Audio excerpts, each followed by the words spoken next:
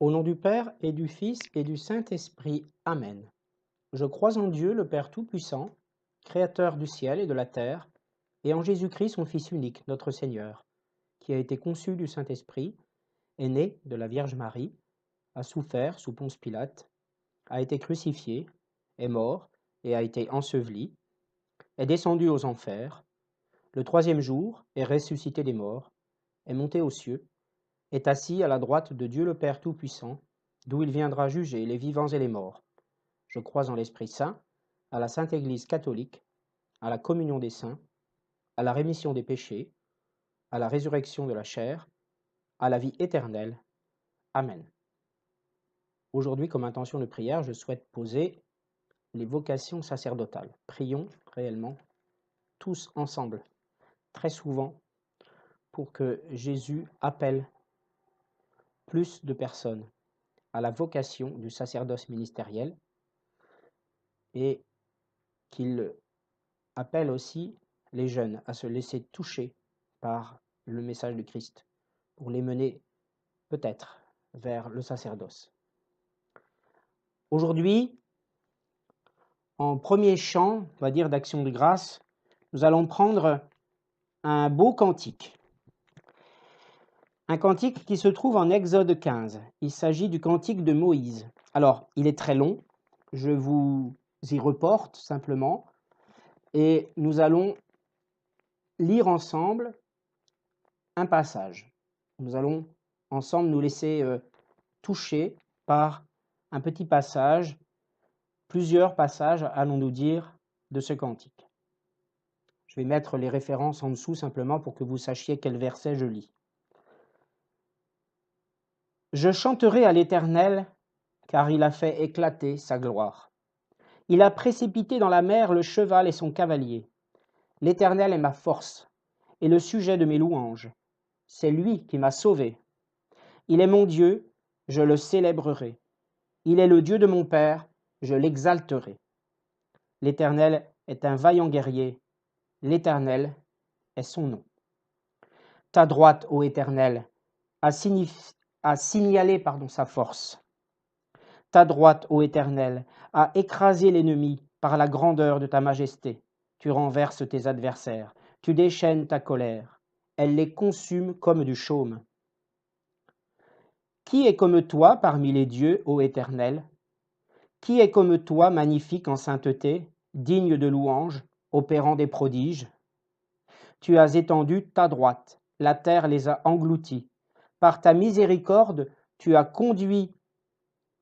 délivré ce peuple. Par ta puissance, tu le diriges vers la demeure de ta sainteté. Tous les habitants de Canaan tombent en défaillance. La crainte et la frayeur les surprendront. Par la grandeur de ton bras, ils deviendront muets comme une pierre, jusqu'à ce que ton peuple soit passé. Ô Éternel, jusqu'à ce qu'il soit passé, le peuple que tu as acquis. Tu les amèneras et tu les établiras sur la montagne de ton héritage, au lieu que tu as préparé pour ta demeure, ô Éternel, au sanctuaire, Seigneur, que tes mains ont fondé. L'Éternel régnera éternellement et à toujours. Amen. Voilà, c'est un très beau, une très très belle louange à l'Éternel. Aujourd'hui, donc, prière et louange sur le mystère lumineux des noces de Cana. Alors, les noces de Cana, nous les trouvons principalement en Jean 2, 1, 12. D'abord, les méditations qui correspondent toujours dans ce petit livret à ce mystère. Méditation regarde. Hélas, bientôt plus de vin. Marie a vu. Elle le dit tout simplement à Jésus, puis elle dit aux servants, « Faites tout ce qu'il vous dira. » Alors Jésus dit aux serviteurs de remplir d'eau 6 jarres d'environ 100 litres et de faire goûter au maître du festin. Miracle, l'eau est changée en vin. Méditation écoute. Avec foi, les serviteurs ont obéi à Marie et Jésus. Ils ont fait la volonté du Père. Alors s'accomplit une création nouvelle. Et le maître du festin émerveillé dit aux mariés, « Pourquoi garder jusqu'à la fin le meilleur vin ?» Méditation M. Comment que le vin à la fête, lorsque l'amour est menacé, Mon Dieu, que ta volonté soit faite et tout pourra recommencer. Si tu dis oui avec Marie, l'amour en toi reprendra vie. Jésus changera l'eau en vin. Tu goûteras à son festin. Donc nous allons maintenant passer à la lecture intercalée d'Ave Maria de ce passage de l'Évangile qui concerne le mystère des noces de Cana. Prions tout d'abord le Notre Père. Notre Père qui es aux cieux, que ton nom soit sanctifié, que ton règne vienne, que ta volonté soit faite sur la terre comme au ciel. Donne-nous aujourd'hui notre pain de ce jour. Pardonne-nous nos offenses comme nous pardonnons aussi à ceux qui nous ont offensés, et ne nous laisse pas entrer en tentation, mais délivre-nous du mal. Amen. Je vous salue Marie, pleine de grâce. Le Seigneur est avec vous. Vous êtes bénie entre toutes les femmes, et Jésus, le fruit de vos entrailles, est béni. Sainte Marie, Mère de Dieu, priez pour nous, pauvres pécheurs, maintenant et à l'heure de notre mort. Amen. Il y eut un mariage à Cana, en Galilée. La mère de Jésus était là, et on avait aussi invité Jésus et ses disciples à ce mariage. Je vous salue Marie, pleine de grâce, le Seigneur est avec vous. Vous êtes bénie entre toutes les femmes, et Jésus, le fruit de vos entrailles, est béni. Sainte Marie, Mère de Dieu, priez pour nous, pauvres pécheurs, maintenant et à l'heure de notre mort. Amen. À un moment donné, il ne resta plus de vin. La mère de Jésus lui dit alors, « Ils n'ont plus de vin. » Mais Jésus répondit, « Mère, est-ce à toi de me dire ce que j'ai à faire? Mon heure n'est pas encore venue. » Je vous salue Marie, pleine de grâce, le Seigneur est avec vous. Vous êtes bénie entre toutes les femmes, et le fruit de vos entrailles est béni. Sainte Marie, Mère de Dieu, priez pour nous pauvres pécheurs, maintenant et à l'heure de notre mort. Amen. La mère de Jésus dit alors aux serviteurs, « Faites tout ce qu'il vous dira. » Je vous salue Marie, pleine de grâce, le Seigneur est avec vous. Vous êtes bénie entre toutes les femmes, et Jésus, le fruit de vos entrailles, est béni. Sainte Marie, Mère de Dieu, priez pour nous pauvres pécheurs, maintenant et à l'heure de notre mort. Amen. Il y avait là 6 récipients de pierre que les Juifs utilisaient pour leur rite de purification. Chacun d'eux pouvait contenir une centaine de litres. Je vous salue Marie, pleine de grâce, le Seigneur est avec vous. Vous êtes bénie entre toutes les femmes, et Jésus, le fruit de vos entrailles, est béni. Sainte Marie, Mère de Dieu, priez pour nous pauvres pécheurs, maintenant et à l'heure de notre mort. Amen. Jésus dit aux serviteurs, « Remplissez d'eau ces récipients. » Ils les remplirent jusqu'au bord. Je vous salue Marie, pleine de grâce, le Seigneur est avec vous. Vous êtes bénie entre toutes les femmes, et Jésus, le fruit de vos entrailles, est béni. Sainte Marie, Mère de Dieu, priez pour nous pauvres pécheurs, maintenant et à l'heure de notre mort. Amen. Alors Jésus leur dit, « Puisez maintenant un peu de cette eau et portez-en au maître de la fête. » C'est ce qu'ils firent. Je vous salue, Marie, pleine de grâce. Le Seigneur est avec vous. Vous êtes bénie entre toutes les femmes, et Jésus, le fruit de vos entrailles, est béni. Sainte Marie, Mère de Dieu, priez pour nous pauvres pécheurs, maintenant et à l'heure de notre mort. Amen. Le maître de la fête goûta l'eau changée en vin. Il ne savait pas d'où venait ce vin, mais les serviteurs qui avaient puisé l'eau le savaient. Il appela donc le marié et lui dit, « Tout le monde commence par offrir le meilleur vin, puis quand les invités ont beaucoup bu, on sert le moins bon. Mais toi, tu as gardé le meilleur vin jusqu'à maintenant. » Je vous salue Marie, pleine de grâce, le Seigneur est avec vous. Vous êtes bénie entre toutes les femmes, et Jésus, le fruit de vos entrailles, est béni. Sainte Marie, Mère de Dieu, priez pour nous, pauvres pécheurs, maintenant et à l'heure de notre mort. Amen. Voilà comment Jésus fit le premier de ces signes miraculeux à Cana, en Galilée. Il manifesta ainsi sa gloire, et ses disciples crurent en lui. Je vous salue Marie, pleine de grâce. Le Seigneur est avec vous. Vous êtes bénie entre toutes les femmes, et Jésus, le fruit de vos entrailles, est béni. Sainte Marie, Mère de Dieu, priez pour nous, pauvres pécheurs, maintenant et à l'heure de notre mort. Amen. Après cela, il se rendit à Capernaum avec sa mère, ses frères et ses disciples. Ils n'y restèrent que peu de jours. Je vous salue, Marie, pleine de grâce. Le Seigneur est avec vous. Vous êtes bénie entre toutes les femmes. Et Jésus, le fruit de vos entrailles, est béni. Sainte Marie, Mère de Dieu, priez pour nous, pauvres pécheurs, maintenant et à l'heure de notre mort. Amen. Reprenons cette parole. Prenons le temps de la lire, de la relire, et essayons de nous demander ce que cette parole vient faire dans l'Évangile. Si c'était simplement au sens propre une question de vin, on dirait oui, bon d'accord. C'est une histoire de vin, Jésus a changé l'eau en vin, oui, et puis alors? Et c'est ça aussi qui est beau dans le christianisme, c'est que de nombreuses paroles de notre Seigneur, principalement des paraboles, mais celles-là aussi et d'autres, ont un sens beaucoup plus sous-tendu, un sens figuré qui doit pouvoir résonner dans notre esprit. Quel est ce sens ici?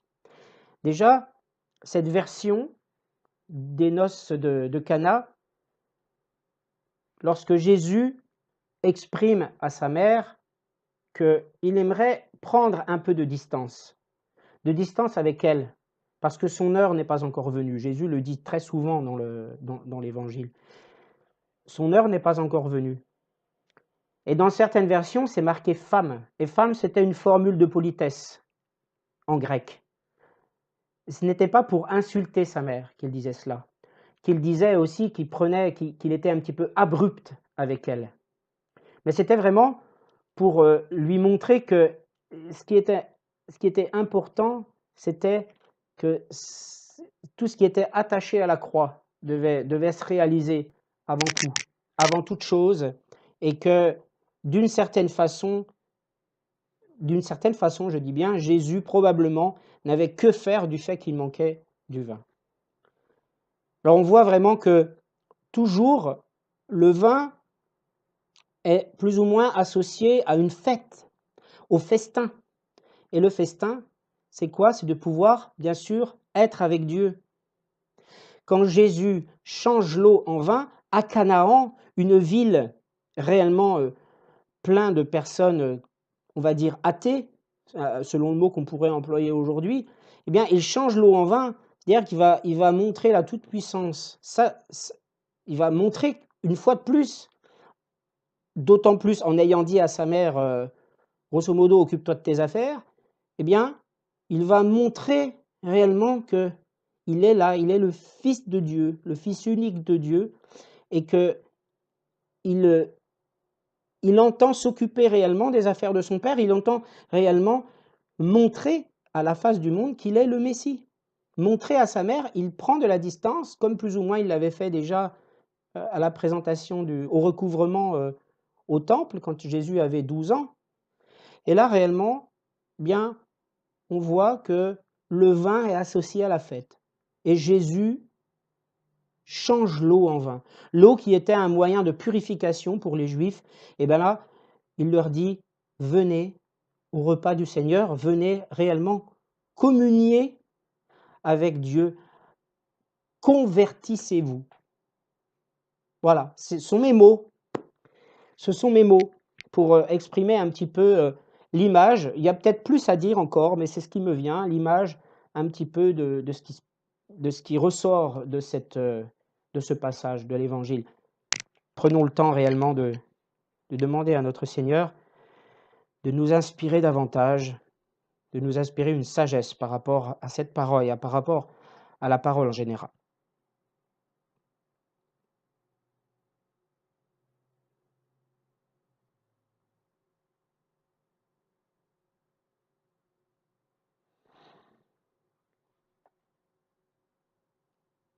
Aujourd'hui, l'Évangile du jour, toujours sur le Magnificat, nous la trouvons en Luc 11, 5, 13.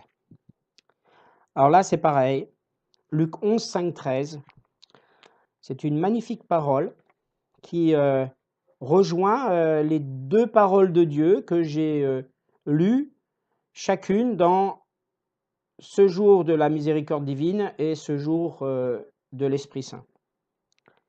En ce temps-là, Jésus disait à ses disciples, « Imaginez que l'un de vous est un ami et aille le trouver au milieu de la nuit pour lui demander, « Mon ami, prête-moi 3 pains, car un de mes amis est arrivé de voyage chez moi et je n'ai rien à lui offrir. » Et si de l'intérieur, l'autre lui répond, « Ne viens pas m'importuner, la porte est déjà fermée, mes enfants et moi, nous sommes couchés, je ne puis pas me lever pour te donner quelque chose. » Eh bien, je vous le dis, même s'il ne se lève pas pour donner par amitié, il se lèvera à cause du sans-gêne de cet ami, et il lui donnera tout ce qu'il lui faut.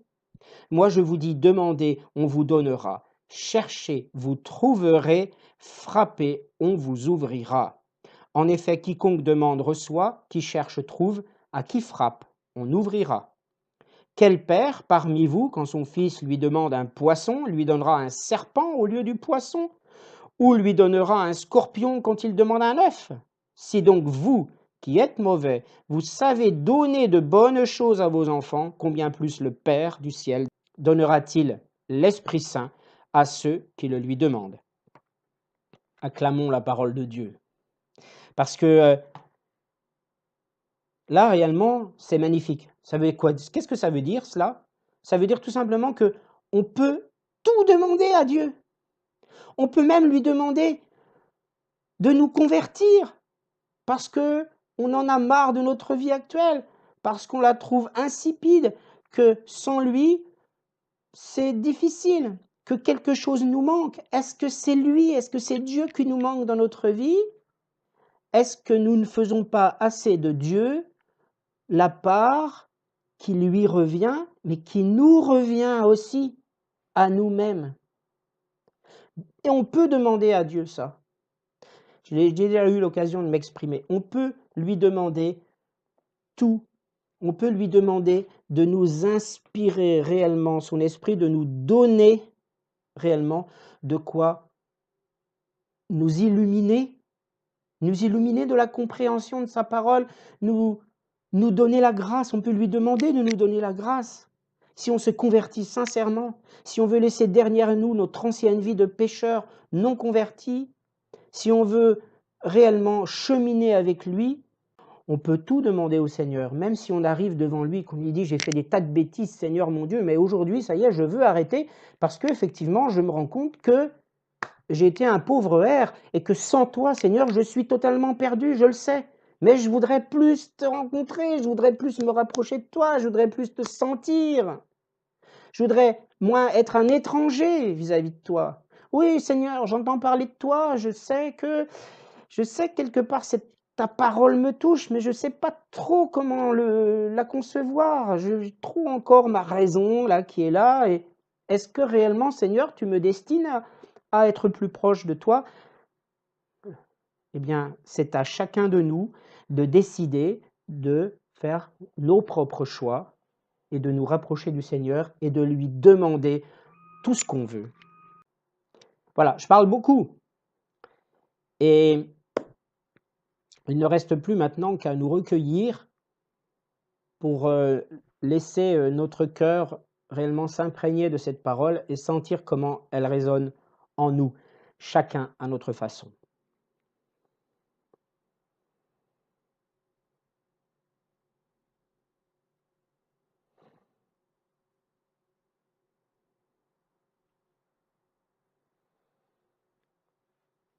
Voilà, comme dernier chant, je voudrais prendre un petit peu ce qu'on appelle quelque sorte le pendant d'Exode 15, qui est Ésaïe 12, et c'est tout simplement le cantique d'Ésaïe, le cantique d'Isaïe. Alors j'ai l'habitude de dire Ésaïe, mais Isaïe, c'est la façon dont les juifs et les catholiques appellent le prophète.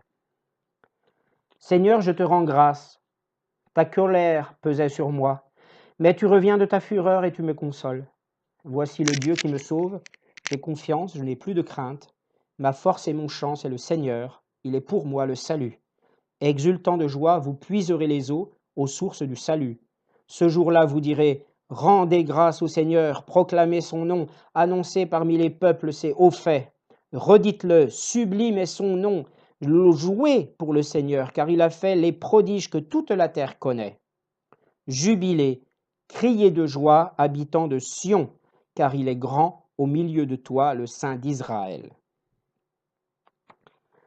Voilà, terminons ici par un petit gloire au Père, rapide, gloire au Père et au Fils et au Saint-Esprit pour les siècles des siècles. Amen.